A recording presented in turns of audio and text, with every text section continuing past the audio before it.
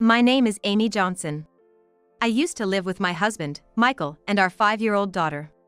One day, I decided to go to a fancy sushi restaurant with my mom, something we hadn't done in a while. That day, my daughter was having a sleepover at a friend's house. As we were enjoying the luxurious sushi, I overheard a familiar voice from the private room next door. Nothing beats expensive sushi, right? Michael, you must be happy to eat something delicious for a change. Absolutely. Being forced to eat Amy's terrible cooking all the time, I was really sick of it. Thanks for treating me to such delicious sushi. Wait, that voice! My mom and I stopped eating and looked at each other. Peeking into the next private room, to my shock, there was my mother-in-law and husband. They were ordering only the expensive items, eating with their elbows on the table. So it is Michael and Mom! Yes, and to speak ill of a daughter-in-law behind her back, that's just rude. They always throw snide remarks at me even when I'm around, so it's nothing new. I responded with a wry smile. Michael is 3 years older than me and works at a major corporation. I, on the other hand, quit my job to become a full-time housewife after getting married. It was the wish of my husband and mother-in-law that I become a housewife. Right after our marriage, my mother-in-law started pressuring me to have children soon. Luckily, I was able to conceive easily and found out I was pregnant within 2 months of trying. My mother-in-law was initially happy about the pregnancy, but her attitude changed drastically when she found out it was a girl. A girl? What were you thinking? I wanted a male heir. But I can't choose the gender, and girls are cute too, right? Cute? Girls eventually get married and leave, they're of no benefit to us. Make sure the next one is a boy. My husband was also disappointed that our child was a girl. Mom wanted a boy so badly, and you gave birth to a girl? Girls just mean more expenses. That's no way to talk about your own child. Shut up, you're such a disappointment. Michael changed soon after our marriage. He used to be manly, protective, and always led the way when we were dating. But after marriage, he became a puppet to his mother, joining her in attacking me. This behavior didn't change even after our daughter was born, only getting worse with time. Our marriage deteriorated, and Michael gradually stopped coming home. Our young daughter was worried about us. Thinking I wasn't there, my mother-in-law and husband continued to badmouth me while making eating noises. The sushi was utterly ruined for me. After listening to them for a while, they started discussing something more sinister. So, how's Kate? Is the baby developing well? Everything seems fine. I can't wait to see my son's face. That's great. Unlike some failures, she got pregnant with a boy on her first try. Maybe it's because she's young. Could be. There's nothing better than a young woman. I'm looking forward to starting a new life with my young lover and the baby next year. I'm excited about the new house. I wonder how Amy would react when she finds out Michael has a son. She'll probably be so upset.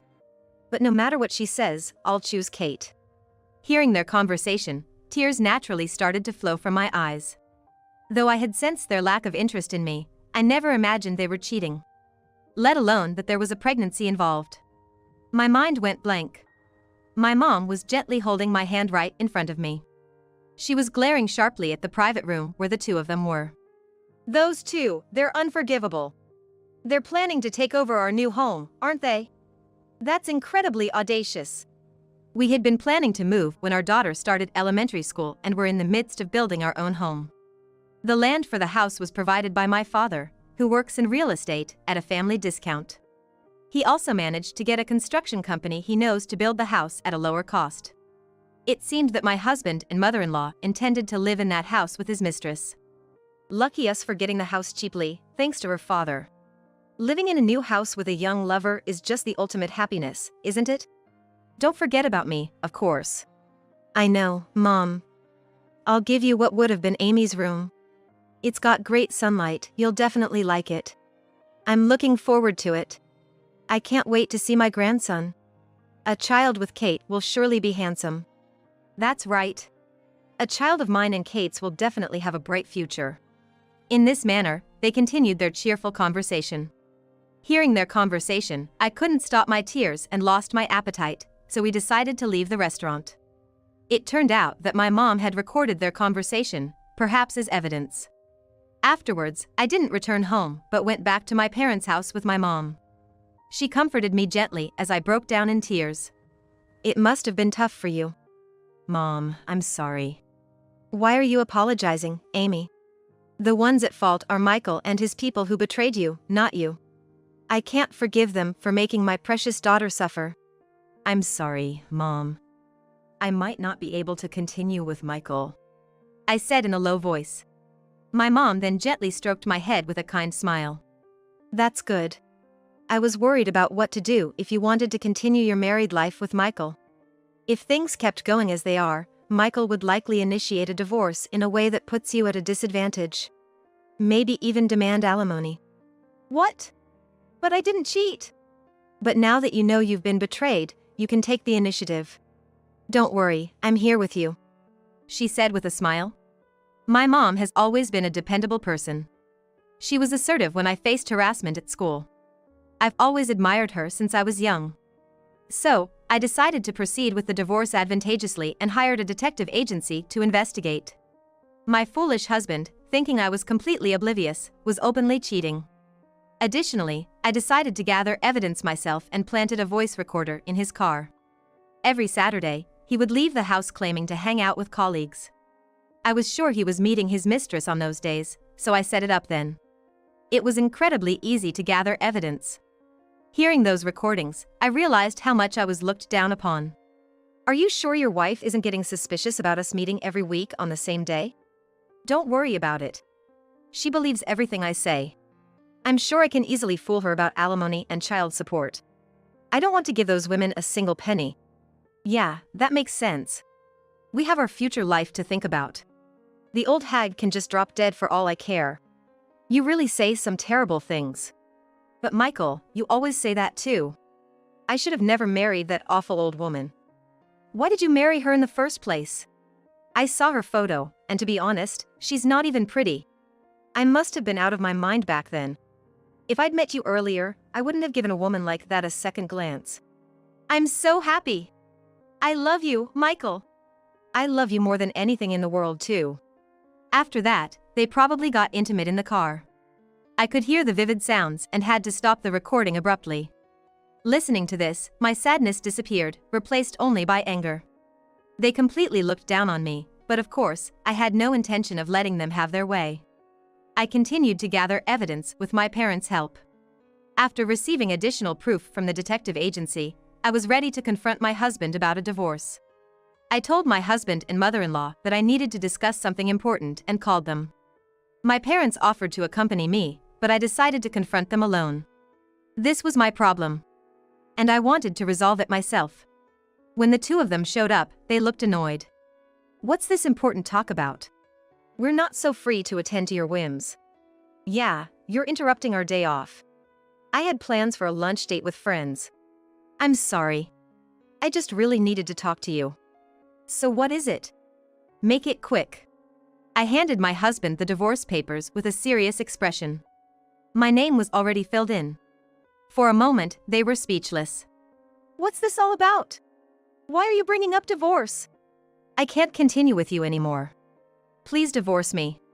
Upon hearing this, my mother-in-law burst into laughter, followed by my husband. What are you talking about all of a sudden? Divorce me? You know you can't live without me. Exactly. Know your place. I'd understand if Michael wanted a divorce, but it's ridiculous coming from you. It doesn't matter who initiates the divorce, does it? And without Michael, how do you plan to live? You're just a housewife, and he's been supporting you financially. Are you planning to live homeless with your daughter? Homeless mother and daughter, huh? That would be quite a sight. They began to mockingly laugh at me and my daughter. Seeing them like that, I almost lost my composure, but I held back. I declared to my husband, I will be demanding alimony from Michael. And of course, child support as well. What? What are you talking about? I can understand child support, but why should I pay alimony? Don't you understand what alimony means? This is why I can't stand uneducated women. Of course I know what alimony means. I'm not that ignorant. So, how exactly are you planning to get alimony from me? Give me a convincing explanation. Michael, you're having an affair with a woman named Kate, right? And she's pregnant with your child. Mentioning the mistress's name caught my husband and mother-in-law off guard. They clearly didn't expect that I knew about the affair. But they weren't the type to give in just because of that. What? You knew about Kate? You admit to the affair? Yeah, I admit it. But it's your fault you were cheated on. Why is it my fault? Then my mother-in-law started talking. It's because you only gave birth to a girl. You didn't try hard enough for a second child. If you had just gotten pregnant with a healthy boy, Michael wouldn't have left you. It wasn't that I didn't try, I couldn't. After our daughter was born, Michael didn't help with childcare or housework at all. How could I even think about having another child under those circumstances? Especially when it was my first time raising a child. What nonsense is this girl talking about? Childcare and housework are a woman's job. You're wrong to rely on a man like Michael. Maybe your attitude is why he got fed up with you. Hearing my mother-in-law defend her son, who cheated and impregnated another woman, I was more astonished than angry. I couldn't believe I had put up with such unreasonable people for so long. My husband continued to berate me. You gave up being a woman after marriage. You stopped wearing makeup, and after giving birth, you quickly aged. Who would want to have a child with an old hag? It's your fault for losing your feminine charm. True, after childbirth, I stopped focusing much on makeup or hairstyles. But I maintained basic grooming. Many women gain weight after childbirth, but I was careful not to. However, it seemed my husband never noticed these efforts. Caught up with his young mistress, he had no interest in me. Continuing to mock me, I made a request. Can you bring Kate here? I'd like to meet her. What? Why? She knew you were married and still had an affair, right? She also has a responsibility. I want to have a talk with her. Meeting Kate will only hurt you more, you know? Why would that be? Well, Kate is young and has a great figure, unlike you. Plus, she's carrying a boy in her belly, something you couldn't give me. You might just lose it out of jealousy. I don't care about that, just call her, please. As I spoke coldly, my husband seemed displeased that I didn't react the way he expected. He clicked his tongue in annoyance. Then, while glancing at me intermittently, he started calling his mistress. He deliberately put the phone on speaker mode so I could hear their conversation. Hey, what's up? Are you coming over today? I need to apologize to Kate about something. What? What's going on? I'm scared. Turns out my wife found out about us. I want you to come over, is that okay? Meeting your wife? That's scary. It's fine. I love you, Kate, and I'll protect you. If that's the case, I'm relieved. I've wanted to meet her too, so sure. Kate's voice sounded naive. Hearing her talk irritated me. As you heard, she'll be coming over. Don't you dare lay a hand on her. Don't worry, I won't stoop to violence. About 30 minutes later, Kate arrived at our house. She was dressed inappropriately for the situation, in a shoulder-bearing shirt and a miniskirt. She was a 25-year-old temp worker at my husband's company. We invited her in to continue the discussion. Despite my presence, my husband and his mistress began to flirt with each other. Kate is young and attractive, unlike someone else here. Even pregnant, she takes care of her appearance. Hey, don't say that, you'll make your wife angry. Oh, I guess she's not your wife anymore. Sorry for taking your husband. Kate smirked at me, clearly looking down on me. Then my mother-in-law compared us. Kate is young and beautiful, unlike Amy. Plus, she's giving us the boy we always wanted. She's feminine and charming, unlike someone else here. I really like her. I'm so happy to hear that from you. I like you too. They were flaunting their relationship as if to show off to me. But I wasn't affected by their display. I turned to my husband and Kate and resumed the conversation. I'm sure you're aware, but I'll be seeking alimony from both of you. Alimony? You're still on about that? Did you think you could just come up with some excuse to avoid paying alimony? Did you think if you manipulated me enough, you wouldn't have to pay? Hey, wife, you're scary. As I pressed them, Kate dramatically clung to my husband, who soothingly stroked her head. It's okay, I'll protect you, Kate. My husband said, uttering such a cheesy line that it made my skin crawl. How did I ever fall in love with and choose to marry such a man? Now, I couldn't understand why I married him in the first place. You do understand that if a married person commits adultery, they are obliged to pay alimony, right? Kate knew you were married and still got involved with you, correct? I have the right to demand alimony from both of you. Sure, we're together, but do you have any physical evidence? You think I don't have anything? I have all the evidence I need. I laid out the investigation report from the detective agency and photos of their affair on the table. I also played the recordings from the car and the conversation my mother had recorded at the sushi restaurant. My husband and mother-in-law were speechless, their eyes wide. How about that? I can do this much. You were at the sushi restaurant? Yes, I was at the next table. I heard familiar voices and was surprised to see you and your mother there, talking so loudly in the restaurant. Seriously? No way. My husband seemed visibly shaken by this revelation. My mother-in-law, too, was speechless, probably trying to think of a way to escape paying alimony. Then Kate spoke up, seemingly oblivious to the seriousness of the situation. Even if we have to pay alimony, we have the new house, so it's no big deal. If we run out of money, we can just sell the house. It's quite a mansion, after all, it should sell for a good price. Her smug attitude was more irritating than infuriating. I decided to enlighten her about a certain truth. You seem to be making plans for that house, but I won't let you have it, I said.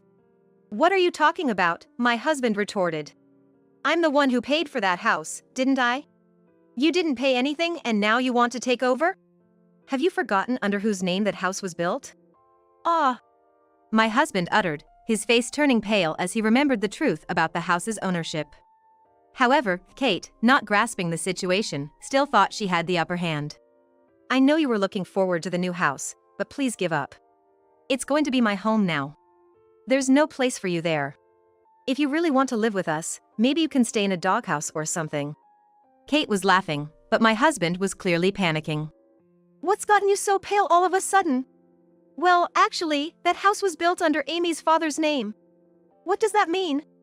It means it won't belong to us. What? So we get nothing? Right, you both will only have the alimony to pay. And Michael, you will also pay child support for our daughter. As I informed them of this, my husband suddenly stood up, begging. Please! I intend to pay the alimony, but can we keep it around $20,000 for both of us? Don't decide that on your own. I'm going to let professionals determine the amount of alimony. I'll claim as much as I can squeeze out of you too. Please have mercy. I don't have the means to pay alimony right now, especially with a child on the way.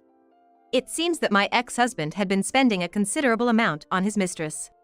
He was never the type to save money, and with his show-off nature, he always wore only expensive items. He probably lavished his mistress with high-end brand gifts and extravagant dates. Indeed, working at a major corporation, he earned a higher salary compared to others his age. However, his expenses far exceeded his income, making it pointless. It appeared that he didn't even have savings of about $20,000 left. Realizing this, the mistress stood up, shocked and furious. Wait a minute. If you have no money, there's no point in marrying you. You've wasted my time. What are you talking about? That's my line. I chose you as a marriage partner because you seemed well off. If you don't have money, there's no point. And if we can't have the mansion, there's no reason to marry. I'm calling off the engagement. Are you serious? I had anticipated this turn of events, having learned a particular fact about her from the detective's investigation. Deciding to reveal the truth to my husband, who was sitting alone, shocked and distraught, I began to explain the reality of his mistress's actions. You know, Kate's been involved with 3 other men besides you, Michael. She chose you because you seemed the most financially stable, right? When I confronted her, she sighed heavily, no longer bothering to hide her true intentions. Yes, that's right. I chose you because you seemed like the best target. I intended to keep seeing other men even after marrying you. Are you kidding me? I thought you loved me. I did like your lavish lifestyle. But let's face it, you're a 38-year-old man, and you have a strong old man smell. You're not exactly the handsome older man type. I never saw you as a man in that way. But when I showed a bit of interest, you fell for it so easily, I figured I might as well take advantage of you. What is that supposed to mean? Hearing her true nature, my husband looked utterly betrayed, tears streaming down his face. Then, my mother-in-law spoke up. But the child in your belly is Michael's, right? You'll give us the son, won't you? Honestly, I'm not sure if the child is Michael's. My intuition tells me it's more likely to be Kyle's child. But, of course, we won't know for sure until we check. Is that true? Well, I have nothing more to say, so I'll be leaving now. With that, the mistress abruptly ended the conversation and left the house. My husband remained, crying with his head in his hands. After he stopped crying, with red eyes, he turned to me and appealed. I was deceived by her. Can we just forget about the divorce? I promise I won't betray you again. Now you say this? You never cared about me or even looked at our daughter. What are you talking about? I'll take care of both of you from now on. You're just scared of being alone. Sorry, but I have no intention of remarrying you. After hearing your conversation at the sushi restaurant, I was completely disillusioned with both of you. I had my doubts about you two for a long time. As I firmly rejected him, he started crying again. His emotions seemed out of control after being discarded by his mistress. Then my mother-in-law interjected. He's willing to try again, just go along with it. You're better off with Michael's income, aren't you? If you divorce now, remarrying will be difficult. Just drop this divorce nonsense. You both betrayed me first. I'm fed up with a cheating husband and a malicious mother-in-law. I'm tired of dealing with you two directly. Let's handle the rest through lawyers. I'm going back to my parents' house. Wait, just wait a minute, my mother-in-law called out. But I shook off her hand and left the house. Wait, I want to live with you and our daughter. My husband pleaded, grabbing my leg, his face tear-streaked and distraught. I couldn't bear to look at his pitiful state. Goodbye. Enjoy your time with your mother, I said, and left the house I had lived in for so long. With the help of a lawyer, the divorce was finalized. I claimed a lump sum in alimony from my husband and his mistress. Of course, I also demanded child support from my husband for our daughter. This was arranged to be a fixed amount paid monthly. The mistress, having no money, had her parents pay the alimony. She was scolded severely by them and left her job to return home. After giving birth, she lived under her parents' watchful eyes. Though she was as she was, her parents seemed decent. Knowing the child wasn't suffering brought me relief. My ex-husband continued to work, unable to quit due to his debts from the alimony payments. My ex-husband couldn't quit his job easily due to the debts incurred from the alimony payments. His affair with the temp worker, naturally, became known at work, leading to him being regarded coldly by his colleagues. He started making frequent mistakes at work, and as a result, his salary was nearly reduced by about $1,800. Moreover, for some reason, he blamed my mother-in-law for our divorce and severed ties with her. Since my mother-in-law had been receiving about $1,800 in support from my ex-husband each month, she faced financial difficulties once this support stopped. She had to start working part-time as her pension wasn't enough. As for me, I moved into the newly completed house with my parents. My daughter was overjoyed to live with her beloved grandparents. While raising my daughter, I began helping with my father's business. Now, I am living a stress-free and happy life. In the future, I hope to continue enjoying peaceful and bright days with my loving parents and daughter.